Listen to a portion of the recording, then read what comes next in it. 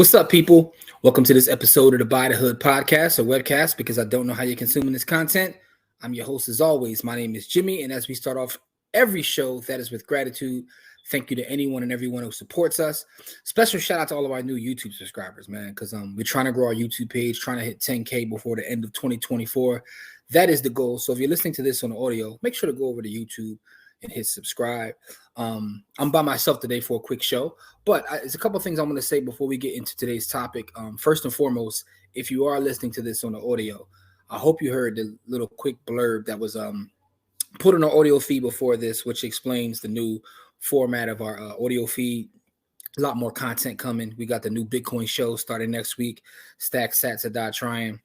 Our Friday lives will now be put on audio, as well as today's show, like our Wednesday, flagship podcast. And we do have some guests that we're working on, but the reason we haven't had a guest in a while on our Wednesday show is because, like I was telling you before, we want to make sure we do a great job of vetting the people that we bring before our audience.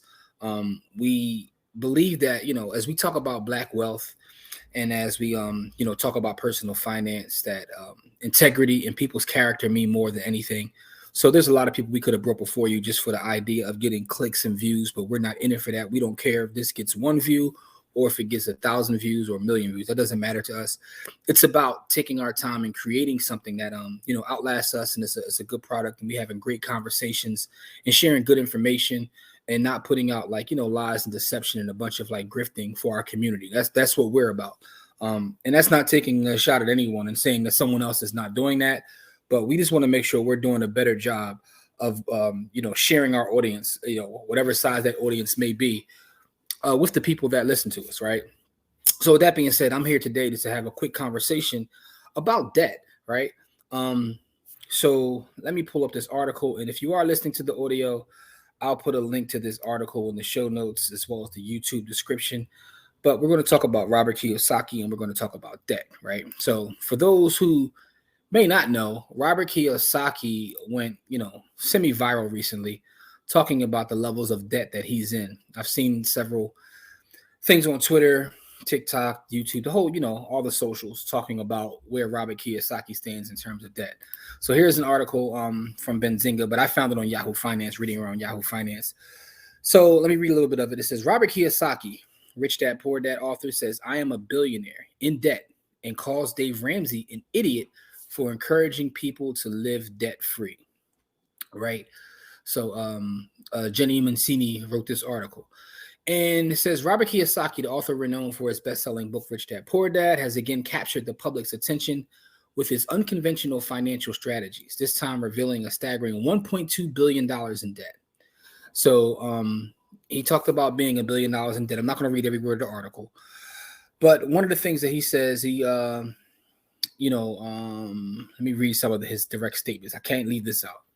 He directly addresses his critics and those with contrasting economic ideology, saying, and check this out. I mean, all you communists out there, check this stuff out. I am a billionaire in debt. You know why? Because I get tax breaks for borrowing money, right? So his approach to wealth and debt contrasts with more traditional financial advice. He believes that leveraging debt is a key driver of his wealth because of the tax advantages it provides. So he also critiques the common financial advice of living debt-free as popularized by financial expert Dave Ramsey, saying, and my friend Dave Ramsey lives debt-free. Well, you're an idiot. I mean, he's my friend, but I say, Dave, I like debt, right? He acknowledges Ramsey's caution towards debt, saying, I know, but most people can't handle debt. This admission highlights a critical divide in financial philosophy. While Kiyosaki sees debt as a tool, he concedes that not everyone possesses the financial acumen to manage it effectively. So why would you even say anything like that? Anyway, this goes on to talk about his beliefs in debt, right? So I think this is an important conversation to have as we talk about, our community, Black wealth, the whole nine, because there are a lot of people who, are living check to check and up to their nose in debt. So I get asked this question often about my opinion of more Dave Ramsey than Robert Kiyosaki, believe it or not. People ask me more about that. And I believe that Dave Ramsey's approach does work for a lot of people, and it resonates with a lot of people for a lot of reasons. Outside of its, the feeling, the religious feeling that it gives you. there are a lot of people that struggle with debt. I mean, the data says that people struggle with debt in this country. But I do think there are some issues with Dave Ramsey's approach. Now, on the other side, you have Robert Kiyosaki, right? And I've been critical of him as well. Not that I didn't enjoy his books like everybody else. Funny thing is, and I've mentioned this before, Cash Flow Quadrant to me is a better book than Rich Dad Poor Dad, but I digress. But one of the things funny about Robert Kiyosaki is I've been on the internet, social media, that is, since 2006, 7, somewhere around there. And actually, I was on MySpace before then, whatever. But since I was on Twitter, which is like late 2007, early 2008, I can't remember. It's on my page. I'll go check it out. And by the way, follow me at JW the Blueprint. That is my Twitter page. Kiyosaki's been on Twitter saying that next month is going to be the worst depression/recession that we've ever seen in the history. And he's been consistently doing this since 2008, and we are now in 2024, and everything that he says is like never come true. Like, this is post the recession of last time. Like, he just consistently says it. Next month is going to be the worst thing you've ever seen. And the thing about being that way online is one day he'll be right. And people will say, "Oh, he's a genius," and forget about the previous 385 times that he said the same thing. So that to me is funny, for one. For two, he acknowledges that most people can't control debt.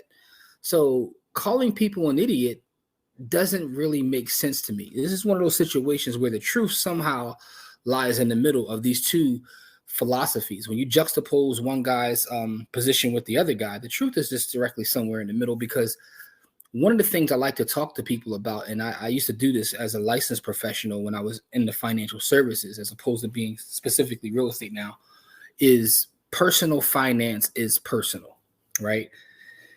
And the reason personal finance is personal is because when I write models, right, let's take it this way. When I write models, I'm adding variables in to see if they make a difference in whatever it is I'm trying to solve for. And there's always different variables depending upon what you're trying to solve for. When you look at a person and they're trying to put together a financial picture, there are different variables in there, right? A lot of it is psychological. What was their upbringing with money, right? Does money cause them trauma? Are there issues with money? These are things that you can't just give blanket advice about.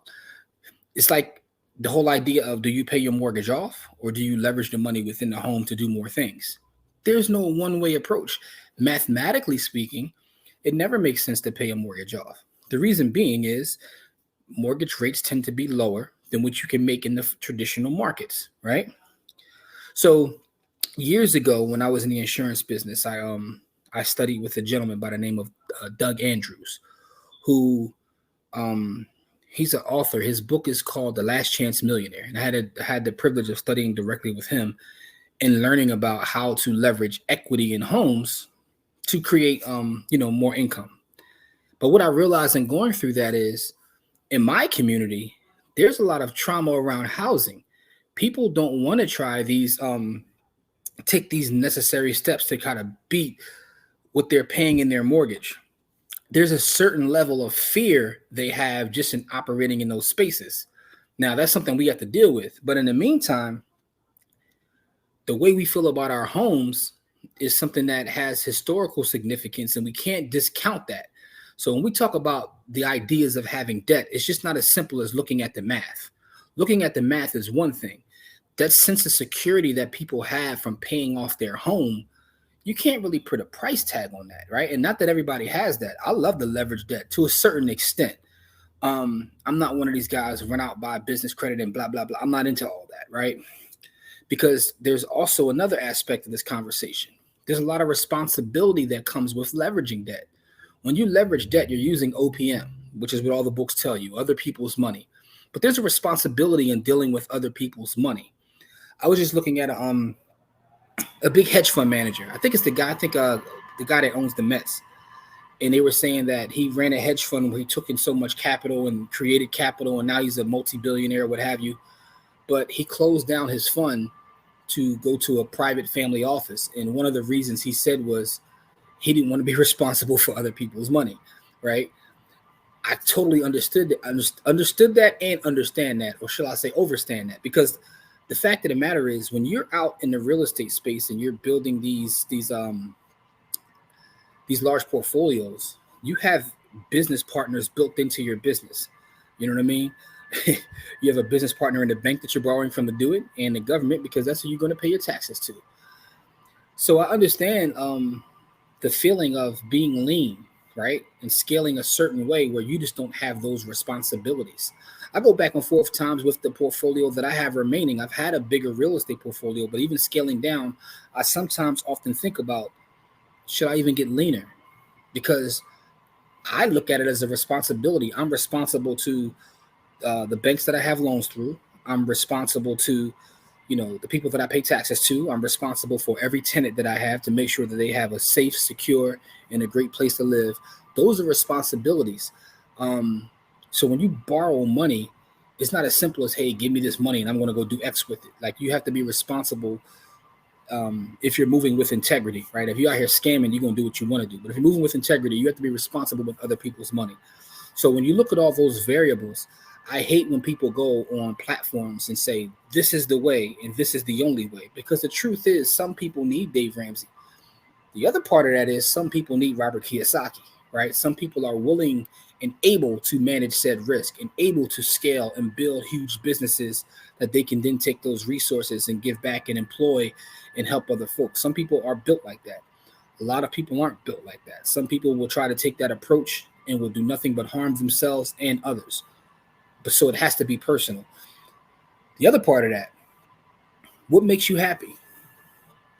I've because of the career I've had in real estate, I've met people that are millionaires and billionaires.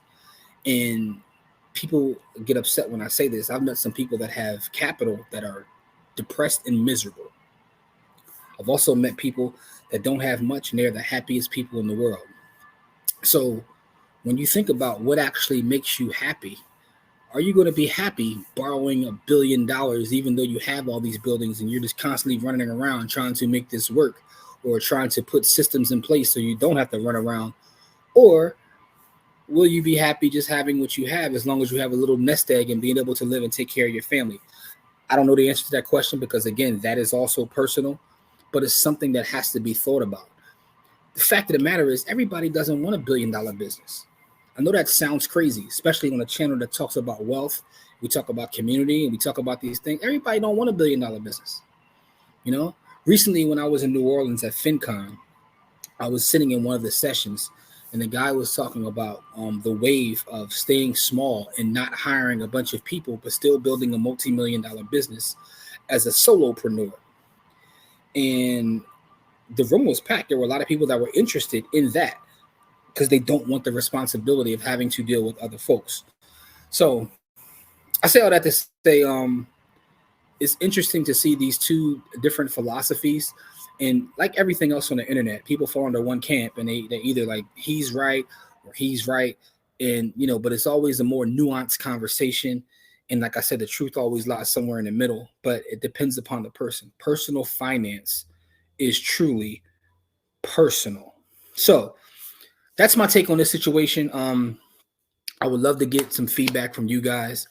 Are you more along the lines of Kiyosaki, or are you more along the lines of no debt like Ramsey? Where do you fall within this conversation? And, what makes more sense to you? And do you disagree with anything that I said? Because I would love to hear someone who disagrees. Because I've actually had people disagree with me. And the way they kind of frame it is, listen, as a community, we need to build bigger institutions. And we can't do that if we take the Ramsey approach. So I have had that argument, levied against me when I kind of fall somewhere in the middle. And I also understand that falling in the middle of a topic doesn't necessarily work on the internet. People love you to be polarizing, whether you feel strongly one way or the other, right or left, white or black. People don't like the nuance. I get it.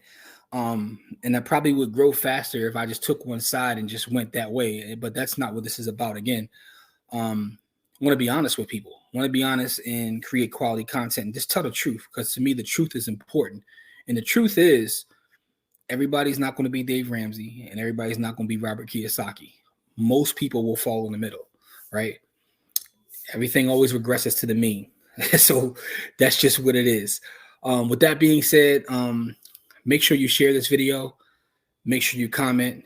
Make sure you subscribe to the channel because most people watching our stuff's not subscribed. So please subscribe to our channel. Also, this Friday, we will be live. Every Friday, we go live on YouTube as well as our Facebook page. And we also do a giveaway every Friday. So check us out this Friday. And that audio will be out that same evening, right? So now I'm going to make sure the audio is out Friday evening. So be on the lookout for that. Last but not least, Monday. Monday is the first episode ever of the new show, Stack Sats and Die Trying, which is a short show that I'm putting together all about Bitcoin. So with that being said, man, definitely appreciate you. Give us some feedback. Love you guys. Which side are you on? Kiyosaki, Ramsey, man. And as we always say, it's not about how much money you make. It's about how much you keep. Game elevates. See you guys on our next episode. Peace.